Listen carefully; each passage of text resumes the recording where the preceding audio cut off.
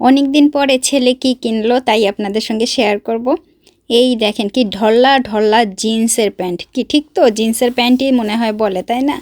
খুব ঢল্লা ঢল্লা। তারপরে যে সাদা রঙের কিনছে টি শার্ট, কি ঠিক তো, এটা তো টি শার্ট তাই না? গত বছর কিনছে সব এক নাগারে কালো কালারের, আর এইবার হচ্ছে এক নাগারে সব সাদা কালারের, একই রকম দেখতে। তা এইখানে কি আছে?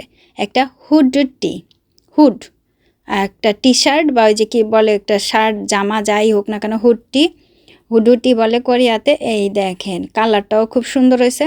তা চুলের জন্য পচার চেহারা কিন্তু আপনারা কেউ দেখতে পারতেছেন না, দেখতে পারবেনও না। মানে চুল দিয়ে ওর সম্পূর্ণ মুখটাই মনে হয় যেন ঢাকা আছে নাক পর্যন্তই। তা এই ড্রেসটা কিন্তু খুবই সুন্দর হয়েছে। আর একটু পয়রা দেখাবে নাকি?